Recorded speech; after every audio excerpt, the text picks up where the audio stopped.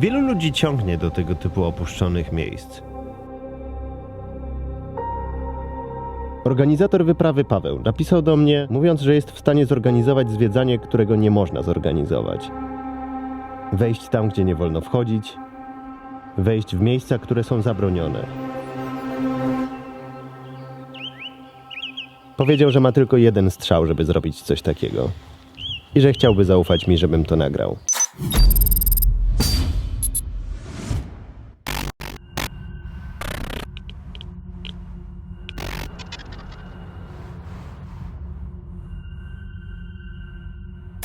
Znajdujemy się blisko granicy strefy wykluczenia tak zwanej. Uznałem, że przyda się merytoryczne wsparcie, więc zaproponowałem Dawidowi z kanału Uwaga Naukowy Bełkot, żeby też się z nami zabrał. Jest jak na takiej kolonii szkolnej. Właśnie, mi się dokładnie to samo miałem skojarzenia, jak weszliśmy w ogóle do tego obiektu. Że to jest wycieczka nad jezioro z rodzicami w wieku 6 lat. Naszym celem w Czarnobylu jest uwiecznić rzeczy, które znikają. Każdy z nas ma taki glejt, który jest przepustką do przebywania w tej strefie na zadeklarowane dni, oraz dozymetr, który zmierzy, jaką dawkę promieniowania przyjmujemy w ciągu tego pobytu. Dla mnie oznacza to, co zwykle robię. Poszukać ładnych widoczków,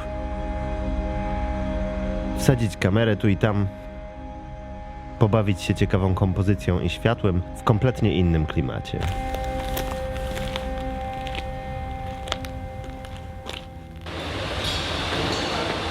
Jarzynka. Obiad w zonie można zjeść w stołówce pracowniczej elektrowni nuklearnej. Kładziesz ręce, stajesz na tym na dole i dzięki temu wszyscy będziemy wiedzieli, że nie jesteś skażony promieniotwórczo.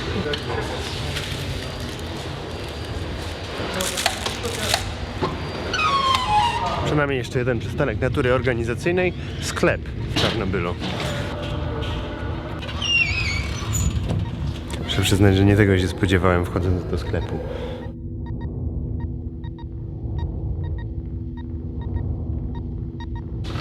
Piękny sklep. Połowa asortymentu to alkohol.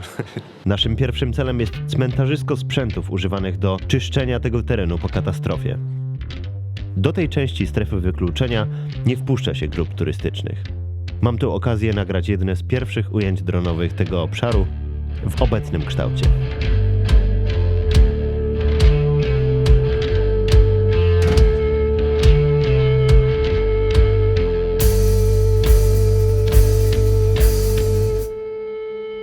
Mamy tu jakieś pozostałości w ogóle helikopterów, autobusów, wszystko wywalone.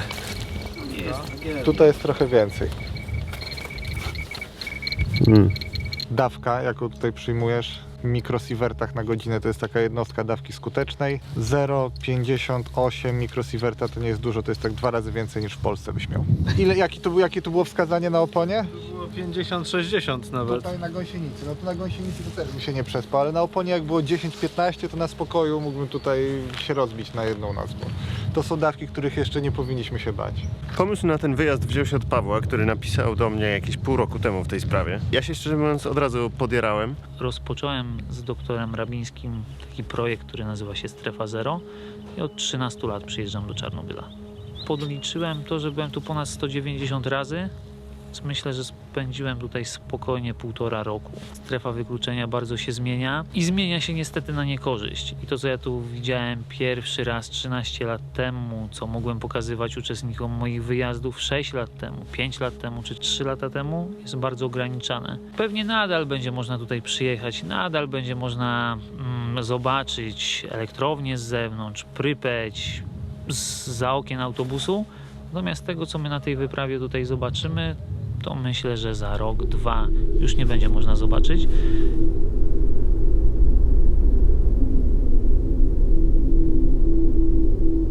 Niesamowite dla mnie jest to, że Czarnobyl jako miejsce ma swoich pasjonatów, czyli ludzi, którzy spędzili tutaj dużo czasu i byli na kilkudziesięciu wyprawach, wycieczkach. To z jednej strony. Z drugiej strony są stalkerzy. To naprawdę istnieją stalkerzy, czyli ludzie nielegalnie przebywający na terenie strefy wykluczenia, prowadzący sobie tutaj taki post-apo-survivalowy styl życia. Mam nadzieję, że przez najbliższe 3 dni się nauczę o tym jak najwięcej. Wiesz co, to miejsce uzależnia. Nie wiem jak to jest, ale przyjechałem tu pierwszy raz w sumie już gdzieś parę lat temu. Na jednym razie się nie skończyło, nie?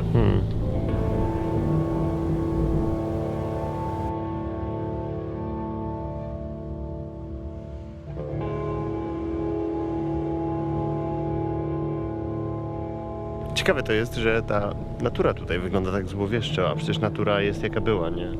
Nie zmienił się ekosystem całkiem od katastrofy. Więc to jest chyba tak kulturowo ukontekstowione, że tak wyglądające otoczenie kojarzy nam się z postapokalipsą. Promieniowanie w większości strefy jest takie, że mogliby tutaj spokojnie żyć ludzie, to znaczy ono wcale bardzo mocno nie odbiega od tego, co jest w Polsce. Miejscami jest nawet mniej niż w Polsce. Jednak ze względu na to, że ta strefa jest naprawdę strefą wykluczenia i ludzie tu nie powinni mieszkać, to bardzo dobrze sobie radzą tutaj zwierzęta i wracają takie gatunki, których tutaj bardzo długo przed startem elektrowni nie obserwowano. Wilki się z tego co wiem dobrze mają. Generalnie promieniowanie jest małe, ale jest ryzyko, że są naprawdę bardzo takie gorące punkty. Część złomowania, które się odbywa w tej strefie, to jest dlatego, żeby to, co jest niezanieczyszczone w żaden sposób też odzyskać. I to miało być wywiezione ze strefy, tylko chyba komuś pieniędzy zabrakło, co się bardzo często zdarza na Ukrainie. Zresztą budowa tego sarkofagu, który teraz przykrywa stary budynek elektrowni, też kosztowała dużo więcej niż zakładano i dużo dłużej się ciągnęła.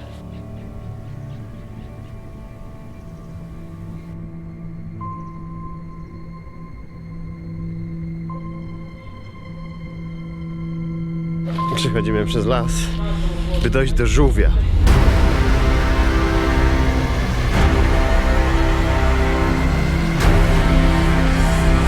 Я на солнышке лежу и на солнышко гляжу. Все лежу и лежу. Это герои советского мультфильма. Назывался он «Львенок и черепаха». Strefa wykluczenia to jest taki dość solidny wielkością obszar, po którym porusza się samochodem. Każda grupa ma swój przydzielany taki lokalizator. Trzeba zadeklarować, jaki jest program wycieczki i gdzie będziesz, i masz takiego GPS-a, który potwierdza, że jesteś tam, gdzie masz być. Więc ten ruch tutaj jest bardzo kontrolowany. Przewodników oficjalnych po tej okolicy jest kilkudziesięciu, a jednym z nich jest Sergiej. Как ковбой, да, на небе. W trosce o osoby zaangażowane w tę wycieczkę nie mogę dokładnie mówić, jak dostaliśmy się do poszczególnych miejsc, jaki wał trzeba było zrobić i ile Paweł komu zapłacił. Zajechaliśmy pod taką opuszczoną wieś. Nie ma wiele w środku takich budynków, ale można sobie poobczajać.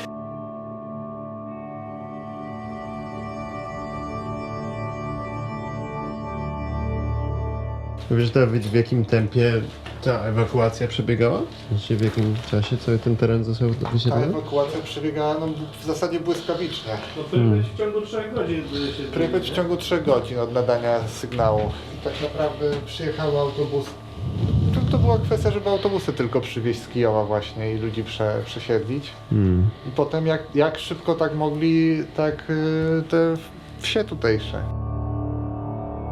Dla mnie to miejsce to wyjątkowa filmowa scenografia. Dla ludzi, z którymi tu jestem, to o wiele więcej. Tak, powoli kończył się pierwszy dzień zwiedzania. Ten dzień zaczął się bardzo wcześnie. Ja wstałem o 3 rano, żeby jeszcze dzisiaj Grę o Tron obejrzeć i o 4 wyjść na lotnisko.